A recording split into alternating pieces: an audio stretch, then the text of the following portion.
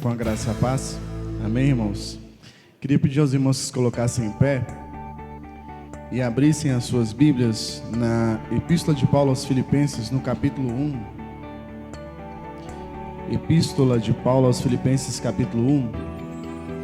Nós vamos ler do versículo 12 até o versículo 26. Filipenses, capítulo 1, versículo 12 até o versículo 26. Nós vamos fazer uma leitura responsiva. Eu vou iniciar a leitura no versículo 12 e a igreja prossegue a partir do verso 13. Filipenses capítulo 1, versículo 12 até o 26. Primeiro verso diz: Quero ainda, irmãos, cientificar-vos de que as coisas que me aconteceram têm antes contribuído para o progresso do Evangelho.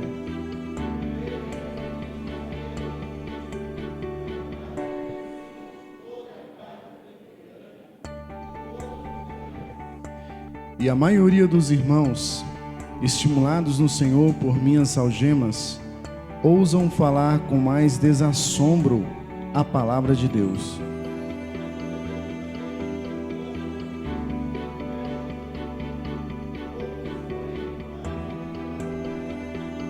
Estes, por amor, sabendo que estou incumbido da defesa do Evangelho.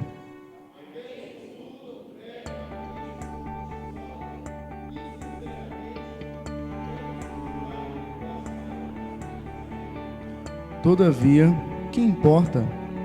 Uma vez que Cristo, de qualquer modo, está sendo pregado, quer por pretexto, quer por verdade, também com isto me regozijo. Sim, sempre me regozijarei.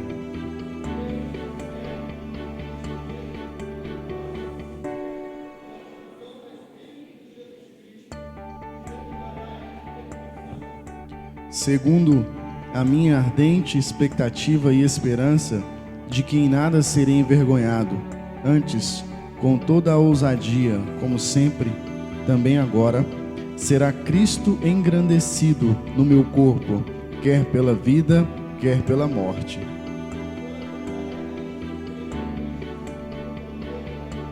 Entretanto, se o viver na carne traz fruto para o meu trabalho, já não sei o que hei de escolher.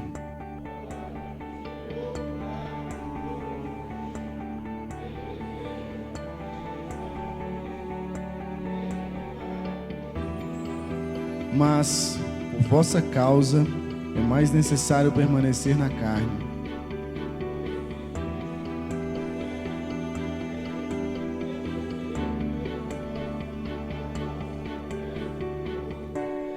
A fim de que aumente, quanto a mim, o motivo de vos gloriardes em Cristo Jesus, pela minha presença, de novo, convosco.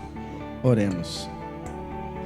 Pai querido, te agradecemos pela leitura da sua palavra, que esse texto, ó Pai, que nós vamos falar aqui agora, possa edificar a igreja que está aqui para ouvir sua voz. Que da forma como o Senhor me edificou no estudo desse texto para vir até aqui, que o Senhor falou comigo através dessa palavra, que o Senhor possa falar com a igreja agora também, que o Senhor possa edificá-los, que o Senhor possa cada vez mais estar com que eles, fazendo com que eles estejam edificados em Cristo Jesus. É assim que nós te pedimos, em nome de Jesus. Amém. Podeis sentar, meus irmãos. Irmãos, prosseguindo aqui na leitura de Filipenses, hoje nós vamos falar sobre a vida cristã. Nós vamos procurar fazer uma exposição do versículo 12 até o versículo 26, pegando aqui os principais temas de cada passagem aqui, comentando sobre a vida cristã. Nós já fizemos uma leitura do versículo 1 até o versículo 11 nas pregações anteriores e podemos examinar que Paulo esteve agradecendo e orando a Deus pelos cristãos de Filipos. A partir de agora, dos versículos 12 até o 26, Paulo passa a dar o seu testemunho pessoal. Aqui vemos Paulo erguendo os olhos para o mundo ao redor, para seu passado, seu presente e futuro. Ele o examina de um certo ponto de vista. Paulo não só nos conta aqui quais eram as circunstâncias em que se achava, mas também nos mostra como uma pessoa age e reage uma vez que coloca Cristo no centro absoluto de sua vida. Comecemos por um exame da perspectiva com que Paulo enxergava as circunstâncias da vida e os seus adversários. Então hoje nós vamos falar sobre a vida cristã, analisando como Paulo interpretava as circunstâncias da vida. Nós vamos ver como Paulo interpretava as circunstâncias de sua vida no passado, as circunstâncias de sua vida no presente e as circunstâncias no futuro. Qual é a ótica?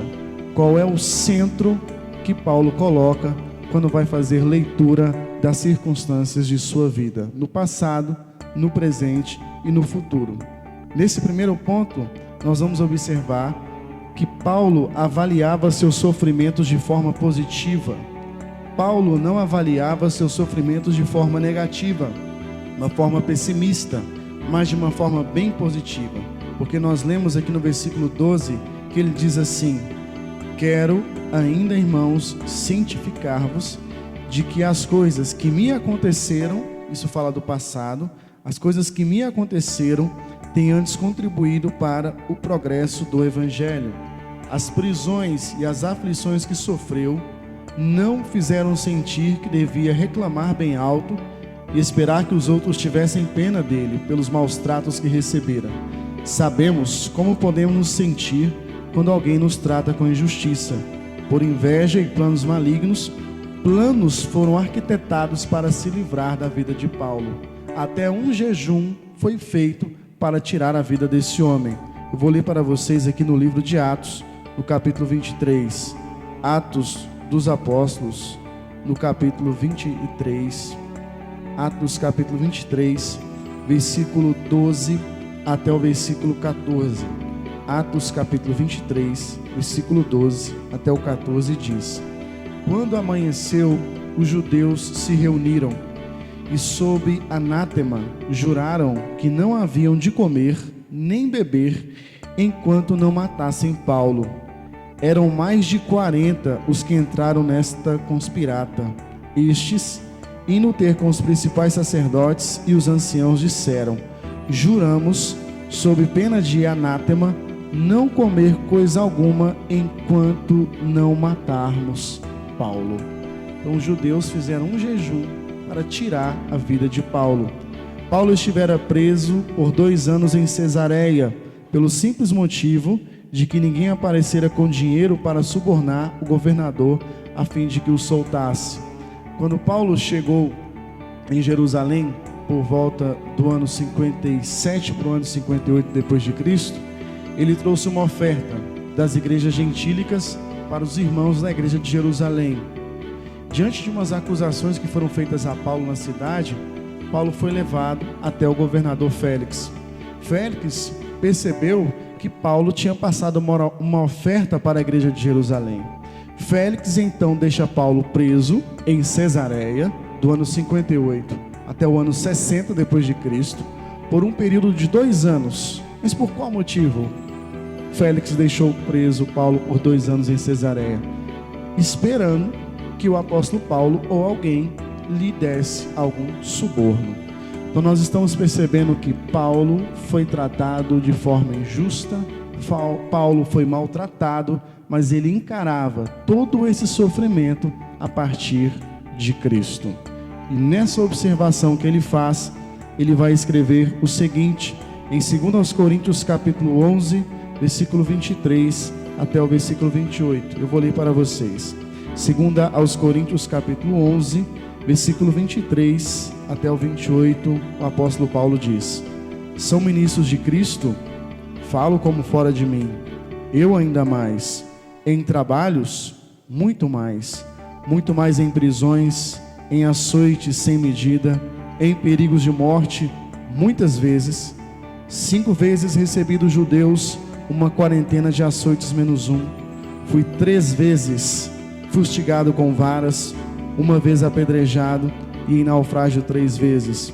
1 noite e 1 dia passei na voragem do mar, em jornadas muitas vezes, em perigos de rios, em perigos de salteadores, em perigos entre patrícios, em perigos entre gentios, em perigos na cidade, em perigos no deserto, em perigos no mar, em perigos entre falsos irmãos, em trabalhos e fadigas, em vigílias muitas vezes, em fome e sede, em jejuns muitas vezes, em frio e nudez, além das coisas exteriores, ao que pesa sobre mim diariamente a preocupação com todas as igrejas.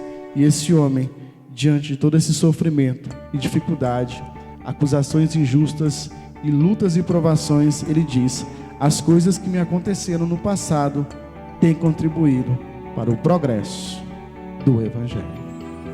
É assim que Paulo via o sofrimento. Ele viu o sofrimento da perspectiva de Cristo. Cristo era o centro do olhar de Paulo. Ele olhava as circunstâncias da vida a partir da pessoa de Cristo. É por isso que ele vai dizer em Romanos capítulo 8, versículo 28. Romanos 8, 28. Todas as coisas cooperam para o bem daqueles que amam a Deus, que são chamados segundo o seu propósito. Então, meu irmão, se você ama a Deus, se você foi chamado por Deus eficazmente, saiba que todas as circunstâncias que ocorrerem na sua vida, sejam elas difíceis ou em outra situação, todas essas situações vão cooperar para o seu bem, porque Cristo deve ser o centro do seu olhar. Leia a vida, leia as circunstâncias a partir da pessoa de Cristo. É assim que Paulo observava, e esse é um exemplo para todos nós. Quando nós olhamos para o versículo 12, no original grego, a palavra progresso é um termo militar que retrata trabalhadores com machados abrindo caminho através da mata, a fim de preparar a passagem para o exército avançar. Aqui ele fala do progresso do Evangelho, no sentido do Evangelho se tornar conhecido. Então essa leitura que Paulo fez de sua prisão, das acusações, dos açoites, das dificuldades, e ele diz que essa leitura do que ocorreu com ele no passado contribui para o progresso do Evangelho. Esse Evangelho vai contribuir de que forma? No versículo 13: de maneira que as minhas cadeias em Cristo se tornaram conhecidas de toda a guarda pretoriana. Esse aqui é o primeiro resultado do progresso do Evangelho diante das cadeias de Paulo. O Evangelho tornou-se conhecido em toda a guarda pretoriana. O que é a guarda pretoriana? Em Roma, a guarda pretoriana se compunha de cerca de 9.000 homens, escolhidos dentre a elite das tropas de todo o império. Não só tinham de ter o porte físico correto, também tinham que ter a lealdade de coração e serem homens dignos de confiança. Mesmo debaixo de pressão, recebiam um salário duplo para assegurar que trabalhassem satisfeitos. Eram responsáveis pela guarda dos prisioneiros do imperador, incluindo Paulo nesta ocasião. Então sempre tinha um guarda pretoriano do lado de Paulo durante esses 2 anos da prisão dele em Roma, entre o ano 60 até o ano 62. E aquela cadeia de Paulo em Roma contribuiu para que Paulo evangelizasse a guarda pretoriana. Cada soldado da guarda pretoriana que era escalado para vigiar Paulo ouvia o Evangelho. Paulo, naquela prisão, naquela circunstância difícil, ele olhava aquilo de forma otimista, porque ele via Cristo diante daquelas circunstâncias. Irmãos, muitas vezes nos abatemos e ficamos tristes e deprimidos e reclamamos, porque nós olhamos para as circunstâncias. Nós só vamos ter uma visão mais otimista quando nós tirarmos os nossos olhos daquilo que está ao redor, da adversidade, e colocarmos os nossos olhos na pessoa de Cristo. Cristo é a felicidade do cristão. Cristo é a esperança do cristão. Paulo olhava o sofrimento do passado com os olhos de Cristo, e vendo a vida a partir desse ângulo, ele começa a perceber que todas as coisas cooperam para o bem daqueles que amam a Deus. O Evangelho estava sendo anunciado, mesmo Paulo nas cadeias. A guarda pretoriana ouvia o Evangelho de Deus. Nesse primeiro resultado, O segundo resultado, ainda no versículo 3, diz: e de todos os demais. As notícias se espalhavam por entre os guardas, nas famílias dos guardas também, na casa de César, e assim a todos os demais, ou seja, os habitantes de Roma em geral. O Quírios, anunciado por Paulo, tornou-se o assunto da cidade. Tudo isso indicava o progresso do Evangelho. Paulo, preso em Roma, passou a ser notícia lá. Os soldados que saíam do horário de vigia do preso Paulo, quando andavam com seus familiares, quando andavam nas ruas e conversando com seus amigos, diziam: tem um preso diferente aqui em Roma. Tem um preso diferente aqui. Ele foi acusado pelos judeus por vários crimes, mas ele não é um criminoso. Ele é um homem que anuncia Cristo. Ele é um homem que anuncia o Salvador. E eu recebi esse Salvador. A minha casa recebeu esse Salvador. A cidade de Roma começou a comentar sobre Cristo, sobre Jesus, porque Paulo não foi um homem que na prisão esmoreceu. Paulo não foi um homem que na prisão entrou em depressão e começou a reclamar em voz alta. Paulo é um homem que na prisão, ele olha tudo aquilo a partir de Cristo, entendendo que todas as coisas cooperam para o bem daqueles que amam a Deus, que são chamados segundo o seu propósito. Olhemos, amados irmãos, não para as circunstâncias, não para as adversidades que nos cercam, mas olhemos para Cristo. Assim nós vamos caminhar, observando tudo de uma forma otimista, de uma forma positiva, como Paulo fez. No versículo 14, diz assim: e a maioria dos irmãos, estimulados no Senhor por minhas algemas, ousam falar com mais desassombro a palavra de Deus. Alguns irmãos começam a anunciar o Evangelho com mais coragem, motivados pelas algemas de Paulo. Antes talvez estivessem com medo da prisão romana por estarem anunciando outro rei, mas agora, observando o otimismo de Paulo, passaram a se sentir mais estimulados. Talvez pensassem: talvez não seja tão ruim como eu pensava. Paulo não parece nada infeliz. Paulo não parece nada deprimido. Eu antes tinha medo de anunciar um outro rei. Antes eu tinha medo de anunciar Jesus, mas Paulo está na prisão, ele não está deprimido. Não deve ser assim tão ruim. Vamos sair na cidade e vamos anunciar o Evangelho, como está aqui. A maioria dos irmãos, estimulados no Senhor por minhas algemas, a prisão de Paulo, ousam falar com mais desassombro a palavra de Deus. Porque anunciar Jesus como rei, no século I aqui em Roma, era um problema.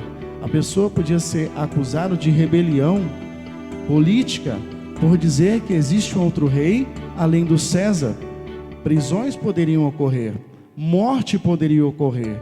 Mas essa igreja, esses irmãos, observando a forma como Paulo interpretava a vida, a forma como Paulo olhava os problemas, começou a perceber: nós temos que ter coragem como o irmão Paulo. Nós temos que ter ousadia como o irmão Paulo. Ele está preso, não está deprimido. O Evangelho está avançando. Vamos avançar também com esse Evangelho. A experiência de Paulo não lhes parecia assim tão má, pela maneira como Paulo avaliava as circunstâncias. A maioria dos irmãos, estimulados no Senhor por minhas algemas, ousam falar com mais desassombro a palavra de Deus. Irmãos, anunciando com mais coragem a palavra de Deus. Amados irmãos, mas Paulo também tinha inimigos. Paulo também era rodeado por pessoas que tinham inveja dele. E essas pessoas que tinham inveja de Paulo também começaram a anunciar o Evangelho. Segundo ponto da mensagem agora: Paulo reagiu diante da oposição dos cristãos positivamente. Paulo estava sofrendo na prisão, mas via isso de forma positiva. Agora seus opositores vão fazer algo e Paulo vai observar isso também de forma positiva. Eu vou ler para vocês o capítulo 1 de Filipenses, do versículo 15 até o 18, que diz assim, versículo 15 ao 18: alguns, efetivamente proclamam a Cristo por inveja e porfia. Outros, porém, o fazem de boa vontade. Estes por amor, sabendo que estou incumbido da defesa do Evangelho. Aqueles, contudo, pregam a Cristo por discórdia, insinceramente, julgando suscitar tribulação às minhas algemas. Todavia, que importa, uma vez que Cristo, de qualquer modo, está sendo pregado, quer por pretexto, quer por verdade, também com isto me regozijo. Sim, sempre me regozijarei. Dessa consideração das circunstâncias passadas e presentes de Paulo, com a interpretação que lhes dava, voltamos-nos a uma apreciação da atitude de Paulo para com uma igreja dividida. Às vezes, Paulo, não obstante, nosso desejo e esforço de evitar que a igreja não se divida. Apesar de todo o esforço de Paulo para a igreja não ficar dividida, às vezes isso ocorria.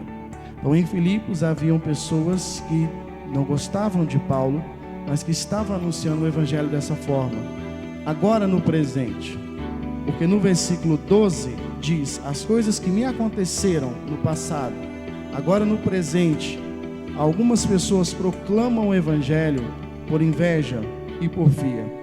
Os pregadores, com inveja de Paulo, não estavam anunciando outro Cristo. Antes anunciavam a Cristo, só que por motivações equivocadas, por discórdia, insinceramente ou por pretexto. Todos os motivos que tinham para pregar o evangelho estavam errados, contudo, estavam pregando Cristo. Aqui é um ponto que nós temos que estar atentos. Nós temos que estar alertas aqui. Porque às vezes alguém lê esse texto e diz: está vendo? A gente pode falar de Jesus de qualquer forma, desde que nós venhamos a falar. Não é assim que está no texto? Só que olha só, essas pessoas aqui não estão anunciando um Cristo diferente do Cristo de Paulo. Isso para Paulo é um absurdo. Em outra carta ele vai falar isso. Em Gálatas capítulo 1, ele vai dizer que se alguém anuncia outro evangelho que vá além desse, que seja anátema, maldito, não poderia anunciar o outro evangelho, não poderia anunciar o outro Cristo. A questão aqui que Paulo está tratando é a motivação. Esses homens estavam pregando o Cristo que Paulo pregava, mas a motivação desses homens é que estava errada. O que os motivava? Inveja de Paulo. Eles talvez diziam: Paulo está preso. Nós não. Nós somos melhores pregadores do que Paulo. Paulo está na cadeia. Eu não. Então eu sou um pregador muito melhor do que ele. Então essa era a motivação. Era querer ser melhor do que Paulo. Mas o evangelho anunciado era o evangelho de Cristo. Então, nos dias de hoje, às vezes alguém diz: não. Às vezes nossos amigos neopentecostais, que trazem tantas doutrinas equivocadas, como a teologia da prosperidade é uma delas. A batalha espiritual é bíblica, sim, mas o moderno movimento de batalha espiritual teve origem no século XX, a partir da década de 70, com Peter Wagner e outros. Uma batalha espiritual que ignora o contexto da Escritura e coloca a experiência acima da palavra. Essa batalha espiritual traz sérios problemas à igreja. Pessoas que vão à igreja para fazer quebra de maldição, pessoas que vão à igreja para fazer cultos de libertação.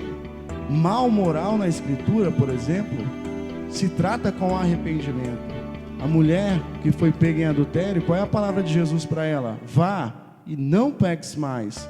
Jesus não faz um culto de libertação e diz: vamos expulsar o demônio que está na vida dessa mulher. Então, mal moral, pecado, se trata com arrependimento, não um culto de libertação de maldições hereditárias tão trabalhados pelos nossos amigos neopentecostais. E alguém diz: não, mas qual o problema? Estão anunciando Cristo, mas estão anunciando outro Cristo, que não é o Cristo da Escritura, por isso está errado. O que Paulo está tratando aqui é de homens que anunciam o mesmo Cristo, o mesmo Evangelho. A questão é, a motivação está errada. Só que se esses homens aqui, em Filipos, na igreja dos filipenses, queriam colocar sal na ferida de Paulo, quando se trata de levar o Evangelho, que o evangelho possa progredir, isso não salgava, isso não doía nas feridas de Paulo, porque quando se tratava do evangelho, para Paulo, o evangelho tinha que progredir.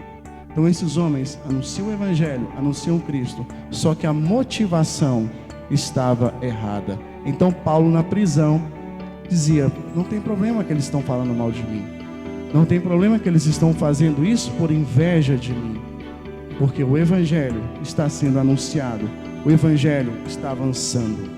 Paulo estava imitando o exemplo de Jesus, que demonstrava uma integração perfeita ao ser falsamente acusado, insultado e finalmente condenado.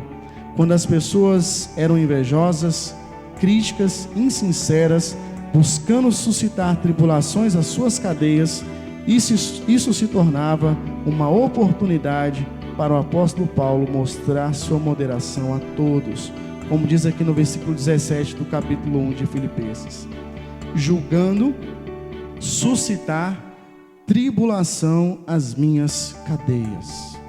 Eles acusavam Paulo, esses pregadores, motivados por inveja para anunciar o evangelho, querendo suscitar tribulações em Paulo na prisão. Só que Paulo não olhava as circunstâncias, Paulo olhava a pessoa de Jesus. Paulo olhava seus opositores com os olhos de Cristo e via isso de forma otimista. Vou ler para vocês o exemplo que Paulo seguiu. Vou ler 1 de Pedro, capítulo 2, versículo 18 até o 24. Paulo está acompanhando de perto Jesus Cristo. 1 de Pedro, capítulo 2, versículo 18 até o 24, diz assim: servos, sede submissos, com todo o temor ao vosso Senhor, não somente se for bom e cordato, mas também ao perverso. Porque isto é grato, que alguém suporte tristezas, sofrendo injustamente, por motivo de sua consciência para com Deus. O versículo 20: pois se glória há, se pecando e sendo esbofeteados, por isso suportais com paciência? Se entretanto, quando praticais o bem, sois igualmente afligidos e o suportais com paciência, isto é grato a Deus.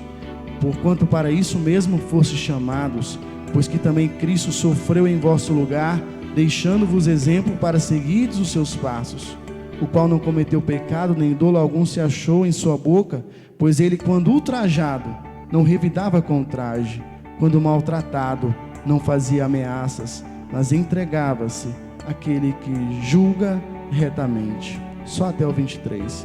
Cristo foi ameaçado, foi insultado, caluniado, mas Cristo colocou tudo nas mãos de Deus. Paulo está sendo insultado, caluniado, mas está colocando tudo nas mãos de Deus. E nós, na hora da dificuldade, onde colocamos nossos problemas? Coloquemos como Paulo fez. Vamos colocar como Cristo fez, nas mãos de Deus. Porque todas as coisas que vierem sobre a sua vida cooperam para o seu bem, porque você foi chamado e você é amado por Deus. Voltando aqui em Filipenses capítulo 1, Paulo agora vai encarar também o futuro de forma positiva. No finalzinho do versículo 18 ele diz assim: sim, sempre me regozijarei. Futuro. Então a partir de agora Paulo encarando o futuro de forma positiva. Sim, sempre me regozijarei. A partir do versículo 18. Vamos observar agora o modo como Paulo encarava o futuro. Tinha muita confiança em relação ao futuro, embora não soubesse se Deus o permitiria sobreviver à crise presente. A expressão chave de sua avaliação do futuro encontra-se no versículo 21. Versículo 21 diz assim: versículo 21: porquanto para mim o viver é Cristo e o morrer é lucro. Olha como Paulo olha o futuro. O viver para mim é Cristo. E se você morrer, Paulo, é lucro. Paulo, e o que você já passou no passado, seus sofrimentos, contribuiu para o progresso do Evangelho. Paulo, e os pregadores que têm inveja de você, falam mal de você, isso contribui para o progresso do Evangelho. Paulo, e no futuro, se você morrer é lucro. Esse homem olha a vida e vê Cristo. Olhemos a vida como Paulo vê. Diz assim: quando Paulo olhou seu futuro tão incerto, ele desconhecia o número de dias ou meses de sua prisão. Não sabia que sentença lhe dariam quando seu caso fosse julgado, mas sabia de uma coisa: eu conheço Cristo.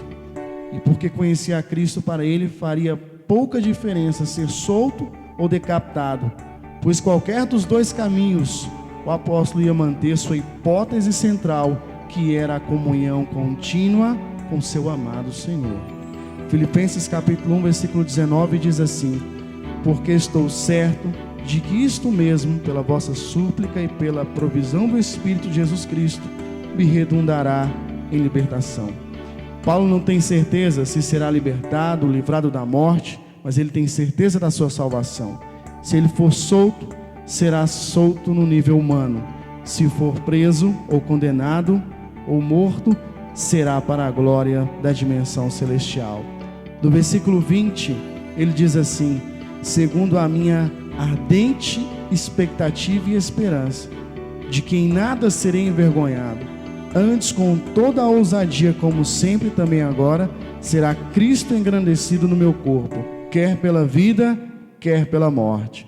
Paulo pede oração dos filipenses, porque ele tem uma ardente expectativa. Ele vai comparecer diante das autoridades romanas, e na hora que o promotor acusasse Paulo, Paulo quer ficar firme, porque o corpo para Paulo é importante, assim como nós nos preocupamos com o nosso corpo hoje. Às vezes você compra uma roupa bonita para o seu corpo, você vai comprar uma passagem de avião, você quer ir num bom avião, porque você está preocupado com o seu corpo, com a sua vida. Para Paulo o corpo é importante, e Paulo tem algo importante para falar para nós acerca do corpo. Paulo entende que o corpo deve ser um sacrifício oferecido a Deus. Se na vida, na hora do julgamento, Paulo quer ficar firme, não negar Jesus, e naquela hora que ele ficar firme, se vier a morte, o corpo dele é oferecido como um sacrifício vivo, santo e agradável a Deus, conforme está em Romanos capítulo 12. Paulo ora à igreja de Filipenses que o ajude nessa ardente expectativa, para que na hora do julgamento dele, ele possa engrandecer a Cristo, quer pela vida, seja pela morte. Mas, e se Deus deixa Paulo viver? Nesse caso, esse corpo terá que viajar um pouco mais. O apóstolo tinha muita vontade de ver de novo os filipenses. Se Deus o levasse nessa direção, uma série de bênçãos viria a acontecer. Primeiro, um trabalho frutífero, versículo 22. Entretanto, se o viver na carne traz fruto para o meu trabalho, já não sei o que hei de escolher. Se Paulo vive, fruto na obra de Deus. Segundo, se Paulo fica vivo, ele pode dar mais assistência à igreja. Versículo 24. Mas por vossa causa é mais necessário permanecer na carne. Carne aqui é o corpo, tá? Não é o pecado. Mas por vossa causa é mais necessário permanecer na carne, no corpo, para o progresso do evangelho. Terceiro, estimular os filipenses no progresso da fé e incrementar sua alegria em Cristo. Versículo 25 ao 26. E convencido disto, estou certo de que ficarei e permanecerei com todos vós para o vosso progresso e gozo da fé, a fim de que aumente, quanto a mim, o motivo de vos gloriardes em Cristo Jesus, pela minha presença de novo convosco. Se Deus deixa Paulo viver, o trabalho vai frutificar. Versículo 22. A igreja vai receber mais assistência. Versículo 24. Os filipenses vão progredir na fé. Versículo 25 e 26. Mas e se Deus deixa Paulo morrer? Aí é o versículo 23, para nós finalizarmos aqui. Ora, de um e outro lado estou constrangido, tendo o desejo de partir e estar com Cristo, o que é incomparavelmente melhor. Se Deus deixa Paulo morrer, Paulo diz: eu vou estar com Cristo, e isso é muito melhor. Essa é a forma como Paulo olha e interpreta o passado, interpreta o presente, interpreta o futuro. E nós, diante das adversidades, diante das tempestades, para onde nós olhamos? Irmãos, olhe para o autor e consumador da sua fé, porque somente com ele você vai chegar até o fim. Vamos olhar a vida como Paulo olhava, olhando para aquele que nos chamou, nos salvou, sabendo que todas as coisas cooperam para o bem daqueles que amam a Deus, chamados segundo o seu propósito. Queria pedir à igreja que curvasse a sua cabeça, enquanto eu faço uma oração por nós. Pai querido, nós te agradecemos pela leitura da sua palavra. Te agradecemos porque, pela sua providência divina, esse texto, escrito pelo teu apóstolo, o apóstolo Paulo, chegou até nós nos dias de hoje. Esse homem que, inspirado por Deus, escreveu esse capítulo para uma igreja dos Filipenses. E essa mesma passagem hoje é lida aqui na sua comunidade, na sua igreja. Ó Deus amados, que nós possamos analisar essa ótica paulina e olhar também as adversidades da nossa vida com esse olhar. Porque dificuldades e lutas todos nós passamos, mas a vida cristã tem que ter o olhar de Cristo. Que nós possamos fazer como Paulo, colocar como hipótese central Cristo nas lutas, nas dificuldades que já nos ocorreram, que já aconteceram no passado, que estão acontecendo agora no presente ou no futuro. Possamos olhar como Paulo olhou, ver o sofrimento de forma positiva, ver a oposição de forma positiva e olhar para o futuro de forma positiva, porque mesmo se viermos a morrer, o morrer é lucro, porque nada nos separa do amor de Deus que está em Cristo Jesus nosso Senhor. Coloca essa palavra, Deus, em nosso coração, que nós possamos sair daqui olhando as adversidades e as circunstâncias da vida e ver Cristo em todas elas, porque Tu estás conosco todos os dias até a consumação dos séculos. Amém.